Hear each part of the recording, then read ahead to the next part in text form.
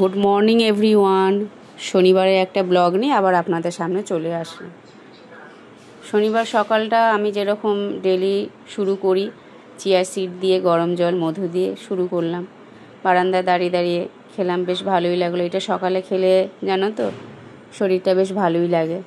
তারপরে দেখি মা আটাটা মেখে রুটিটাও বেলে নিচ্ছিল। এবার আমি তার ফাঁকে একটুখানি ওপর থেকে ছাদ থেকে একটু ঘুরেও আসলাম। ঘুরে কিছু জামা কাপড় ছিল ওইগুলো একটু মেলেও দিয়ে আসলাম। আর মানে বেশ ভালোও লাগছিলো, কারণ ওই দিন ওর একটু ছুটি ছিল। ওর ছুটি থাকার জন্য মানে অনেকগুলো কাজ আর কি ছিল, সেগুলো ওই বলল তাহলে আমি তাহলে কিছু কিছু কাজ তাহলে করে দেবো, তাহলে তুমি বলো। তা আমি সেই জন্য কি করলাম, রুটি আর মেখে দিয়ে দিলাম, রুটি আর ওদিকে হচ্ছে চিলি চিকেন আর একটু ফল কেটে মেখে দিয়ে দিলাম। আর মেয়ে হচ্ছে ডিমের কারি আর ভাত খেয়ে নিল। আর ও জানো তো মানে কি রসগোল্লার রস দিয়ে তরকারি দিয়ে রুটি চুবি চুবি খেতেও বেশ ভালোবাসে। ওইটাই ওকে ব্রেকফাস্ট ওকে দিলাম। আর আমরা রুটি খেয়েছিলাম। এবার মেয়েকে বললাম তুই তাহলে ভাত খেয়ে যা, কেন শনিবারটা যাতে হাফ ডে হয় ওই জন্য ও আর কি ভাত খেয়ে যায় আর টিফিন নিয়ে যায়। আর অন্য দিন কী করি, ভাত দিয়ে দিই, টিফিনটা খেয়ে যায়। তো এবার ও বেরিয়ে যেতে মানে ও বেরোচ্ছে, আমি তখন একটা খেজুর খেলাম। খেজুর খেয়ে তারপরে আবার এসে কি করলাম, একটু চা দিয়ে রুটিটা খেয়ে নিলাম। কারণ ওরা বেরোলে আমি একটু বারান্দায় গিয়ে দাঁড়াই, কেন আর ওরাও চায় আমি বারান্দায় গিয়ে দাঁড়ালে ওরা একটু টাটা বলবে, ওইটাই ওদের ভালো।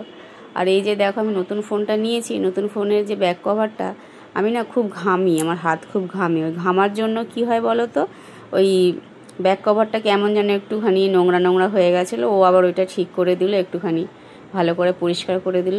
তারপরে দেখি আবার বৃষ্টি নেমে গেছে। বৃষ্টি নেমে যেতেই আবার ছাদে চলে গেলাম জামা কাপড় আনতে। আর ওদিকে কিছু টুকটাক কাজ ছিল, ও বললো তাহলে আমি এগুলো করে দিই। তাই আমি বললাম তুমি করতে থাকো, দেখো বৃষ্টিতে ভিজো না, কারণ বৃষ্টিতে ভিজলে এখন আবার শরীর খারাপ করবে। তা আমি নিচে চলে আসলাম। এসে আবার দেখি ছেলে আবার ওই যাদব মহালয়া ছিল রবিবার দিন, তাই ছেলে আবার একটা দুর্গা ঠাকুর আঁকছিল। তারপরে থেকে ঝমাঝম করে বৃষ্টি নেমে গেল। দেখো কত বৃষ্টি, মানে বৃষ্টি ভালো লাগে কিন্তু আবার সব সময় আবার ঠিক অতটা ভালো লাগে না। তা কি আর করব, প্রকৃতির যেরকম নিয়ম তো হবেই।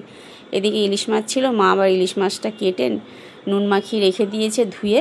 আবার এদিকে বিশ্বকর্মা পুজোর জন্য আমাদের আবার সবাই মানে কি এই লাড্ডুর প্যাকেট, সম্পাপির প্যাকেট আর কি ভাইকে দিয়েছে। ভাই আবার নিয়ে আসলো, নিয়ে আসতে আমি আবার ওইটা একটুখানি খুললাম যে না তাহলে কে কোনটা খাবে, তাহলে তোরা বল, তাহলে তোদেরকে সেইটাই দেবো। তা যাই হোক, ওদিকে ওইটা করতে করতে এদিকে আবার ডালে ফোড়ন দেওয়া হয়ে গেছে। আর ওকে ওই দিন বলেছিলাম যাতে তোমার ছুটি আছে তুমি এবার পুজোটাও দিয়ে দাও। ওই তারপর পুজো টুজো দিয়ে দিল, আমার কাজটা অনেকটা এগিয়ে গেল। তারপর এদিকে ইলিশ মাছটা ভেজে নিলাম।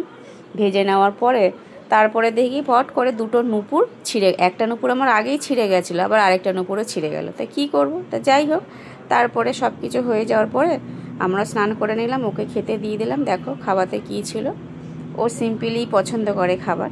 তাহলে ব্লগটা যদি ভালো লাগে তাহলে তোমরা পাশে থেকো। তাহলে এখনকার মতো টাটা।